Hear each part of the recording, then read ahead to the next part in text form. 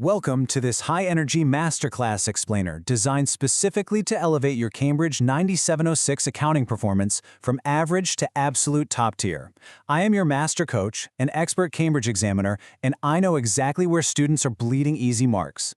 Today, we're broadcasting straight from our digital studio, utilizing our interactive holographic smartboard to tackle one of the most critical yet brutally misunderstood areas of the entire syllabus.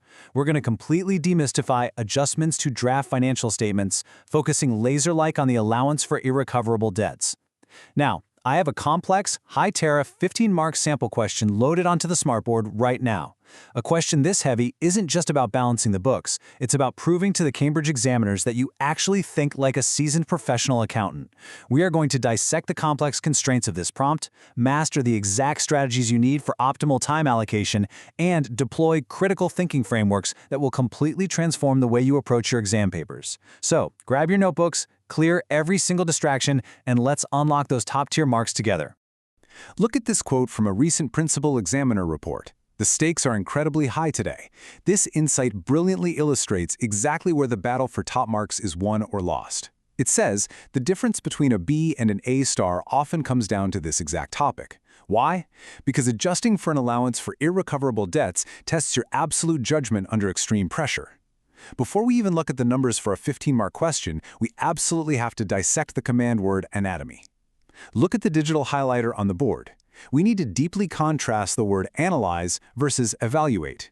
If the prompt says analyze, it's asking you to take the financial data apart, show how the allowance is calculated, and explain the direct impact on the income statement. But if the command word is evaluate, that is a whole different ballgame. Evaluate demands that you judge the validity of the accounting policy itself. It demands you weigh up the prudence concept against the matching concept, consider alternative percentage rates, and then deliver a conclusive, justified verdict. Anyone can memorize a formula, but only an elite student can evaluate a complex, ambiguous business scenario. Okay, let's quickly hit our agenda so we know the flight path. We are covering the B versus A star difference, core accounting principles, the method mark strategy, top examiner warnings, and finally, critical evaluative analysis. Let's keep moving. Section 1. The B versus A star difference, unlocking top-tier marks. Top-performing students exhibit connected, conceptual understanding, transferable to unfamiliar contexts. Let's finish our command word breakdown here on the smartboard. The examiner is actively scanning your paper for specific cognitive markers. Let's look at another tricky pair, explain versus to what extent. If the question asks you to explain the need for an allowance, you are just dropping assessment objective 1 and 2 knowledge, giving reasons why prudence dictates we don't overstate our receivables. But if it asks, to what extent is the allowance for irrecoverable debts a subjective estimate? Wow, now you are locked into a high-level assessment objective 3 debate. You have to acknowledge the hard mathematical data, but then argue the subjective human element of predicting future defaults based on past trends. You have to show that regurgitating facts is simply not enough. A solid B-grade student perfectly defines the debt. True A-star mastery requires taking your conceptual knowledge and confidently applying it to that strange, bizarre, totally unfamiliar business model the exam throws at you. You don't panic. You rely on your connected understanding to navigate the unknown constraints of the prompt. Section 2. Core accounting principles, the foundation of success. To really dig into this, we are transitioning over to our collaborative digital study suite. I want to introduce our 2 scholars working on this exact 15-mark problem today. We have Alex, who is highly technical, absolutely excels at formulas and facts, but sometimes struggles with open-ended evaluation. And we have Sam, our creative thinker, super strong at building arguments, but often struggles with structural precision and strict time allocation. Let's listen in as they tackle this definition. Okay, looking at the board, an allowance for irrecoverable debts is a conceptual framework drawing on established principles of systematic analysis. This means we just need to rigorously apply the aging schedule percentages to the receivables ledger, right? It's a purely factual approach. We just execute the math and move on. Wait, Alex, look at the second half of that definition. It literally says evidence-based reasoning. I think if we just do the math, we're missing the bigger picture. We have to look at the broader economic context of the business. Are they in a recession? Are their main clients going bankrupt? The math is just the starting point. The reasoning is the actual answer. Do you see what is happening here? Alex is trying to secure the descriptive marks, but Sam is aggressively pushing for the analytical depth. Academic benchmarks prioritize logical, structured reasoning over superficial breadth. You have to merge both of their approaches to act as a true financial detective. Actively ask yourself this question. Why do so many capable students find applying these concepts to unfamiliar contexts so incredibly hard? Let's check back in with the debate happening in our study suite. Sam, I totally get what you're saying about the broader context, but if the exam gives us a completely unfamiliar scenario, like a software-as-a-service company with deferred revenue, I'm gonna freeze. I just want to stick to the standard T-account formats I've memorized. How do we even unlock those top-tier marking bands when the context is alien? I think that's the exact trap examiners set, Alex. Assessment Objective 1 is knowledge, Assessment Objective 2 is application, and Assessment Objective 3 is analysis and evaluation. If we just rely on muscle memory for T accounts, we max out at AO1 and maybe some AO2. To hit AO3, we have to strip the unfamiliar context down to its bare economic reality. What is the actual underlying risk of non-payment? That's what we need to evaluate. Sam is absolutely spot on. The elite strategy isn't trying to remember a similar past paper question. It's returning to the absolute core principles of systematic analysis and building your answer from the ground up, no matter how strange the scenario looks. Moving right along to Section 3, the Method Mark Strategy, proving your professional process. Okay, things are about to get really intense as Alex and Sam draft their model response. But before we watch them solve the absolute hardest part of this 15-mark problem, I am pausing this session. I need to talk directly to you. If you are serious about transforming your Cambridge grades from average to A-star, you need consistent elite-level strategy. So right now, I need you to hit that subscribe button for Ace the Exam's IGCSE O and A levels at acetheexam_IGCSE.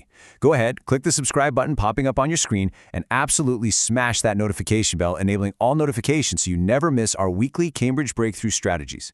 Done? Awesome. Let's unpause. Alex and Sam are actively drafting their response paragraph by paragraph on the smartboard. Let's see how they handle the sequence. Okay, step 1. I've identified the key elements. The gross receivables are $80,000. Step 2, applying the prudence principle. Right, and step 3, I'm executing the analysis with working. The allowance needs to be adjusted from 3% to 5% because of the new data on customer defaults. So that's an increase of $1,600. I'll quickly verify the results for step 4. The math checks out perfectly. Let's throw it into the final paragraph and move on. We literally only have 10 minutes left. Wait, how do we link this calculation to the evaluative conclusion? I'm totally stuck on how to structure this final paragraph without just repeating the numbers over and over. And there it is. They have hit a massive roadblock regarding paragraph linking and timing. Let's see how we fix this. I'm using our picture-in-picture feature to pause their session and step in here. Alex and Sam have the right numbers, but they are about to bleed massive marks on step 5. Presenting in the appropriate format. Let me explain the cognitive strategy required to get unstuck here. Examiners are demanding strict adherence to procedural conventions to master, proper headings, correct terminology, appropriate formats, and clear annotations.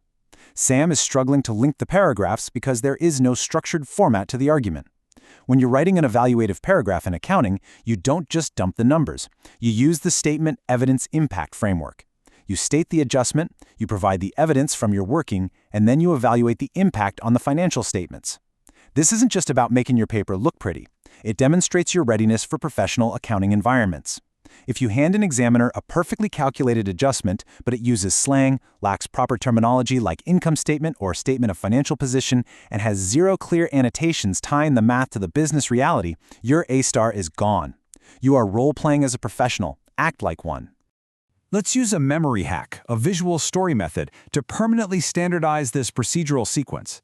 I want Alex and Sam to rewrite their flawed section right now, out loud, using this exact framework. Let's listen to the transition from a mediocre answer to a flawless, full-mark response. Okay, let's restructure this entirely. Heading, Evaluation of Allowance Adjustment. Statement, the allowance for irrecoverable debts must be increased by $1,600. Nice, that's clear. Now for the evidence. Evidence. This adjustment is necessitated by the aging schedule provided, which indicates a severe 20% default risk in the over 90 days category, completely overriding the previous flat 3% estimate. And the impact, to finish it off. Impact. By strictly applying the prudence concept, this specific adjustment ensures that the profit for the year in the income statement is not overstated, and the net realizable value of trade receivables in the statement of financial position is accurately and fairly represented. Boom, flawless. Do you see how they locked that in? Visualizing the structure, statement, evidence, impact, creates a mental checklist that ensures you never leave those critical presentation and evaluative marks on the table. Section 4. Top examiner warnings, pitfalls to avoid. Welcome to Act 4. This is our immersive, interactive, pause and practice visual workshop. I am addressing you, the viewer, directly right now. We are looking at the top 3 mistakes from examiner reports, but we are going to learn by actively doing. Scene 1. I am putting visual question 1 up on the smartboard. It's a complex data source analysis showing a massive spike in a company's aging receivables over the last quarter. The 60-second visual countdown timer starts right now. I want you to look at that data and decide, based on mistake number 3, how would you provide an answer specific to this exact context? Tick-tock. If you just write the economy is bad, you completely fail the context test. You need to reference the exact quarter and the specific aging bracket that spiked. Okay, scene 2. Presenting visual question 2, the spot the flaw challenge. I am displaying a poorly written student answer on the screen. Your task is to find the 3 massive errors related to forgetting proper format, failing to check presentation, and generic answers. Read it carefully. Did you catch them? First, the student wrote profit and loss instead of income statement, a massive terminology error. Second, the calculation has no clear annotation linking it to the working notes. And third, the conclusion is entirely generic. This is exactly how you bleed marks under pressure. Section 5. Critical Evaluative Analysis, Securing the Assessment Objectives.